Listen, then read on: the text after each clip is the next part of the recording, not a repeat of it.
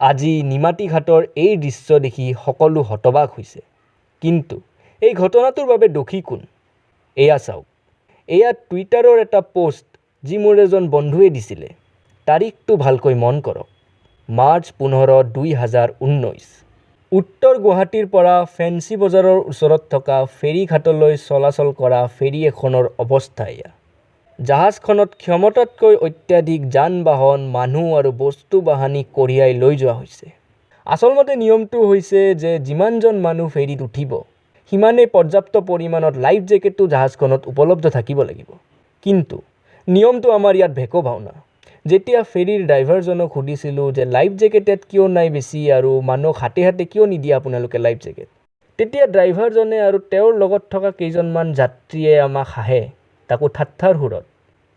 ড্ৰাইভাৰটোৱে কয় যে বাবা একো নহয় দে, নুডুবে নহয় জাহাজ, আমি আছোঁতো। এনেকুৱা দায়িত্বহীন উত্তৰ শুনি তাক আৰু তাৰ লগত থকা যাত্ৰীকেইটাক তেতিয়াই পানীত দলিয়াই দিব মন গৈছিলে মোৰ। কিন্তু আমিতো সাধাৰণ নাগৰিক, হাতত আইনটো তুলি ল'ব নোৱাৰোঁ আমি। সেইবাবে আমি আমাৰ দায়িত্ব পালন কৰি এই পোষ্টটো প্ৰমাণৰ লগত টুইটাৰত দি সেই সময়ৰ মাননীয় মুখ্যমন্ত্ৰী সৰ্বানন্দ সোণোৱাল ডাঙৰীয়াক টেগো কৰিছিলোঁ।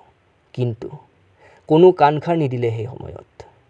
আজি সকলোৱে দুখ কৰি আছে, মানুহে ছ'চিয়েল মিডিয়াত পোষ্ট দি আছে।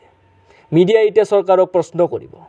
বিৰোধী, আমাৰ দল সংগঠন আৰু সাধাৰণ জনতাই সকলোৱে চৰকাৰক গালি দিব।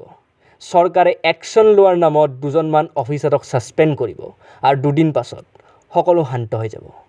সকলো পাহৰি যাব যেতিয়ালৈকে আকৌ এটা এনেকুৱা শোকাবহ দুৰ্ঘটনা নহয়।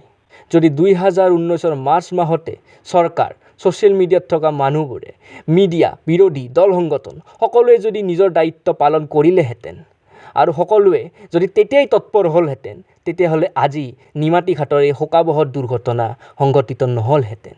সেইবাবে সকলোৱে নিজকে চকু মুজি বুকত হাত দি এটা প্ৰশ্ন কৰক, দোষটো কাৰ আছিল?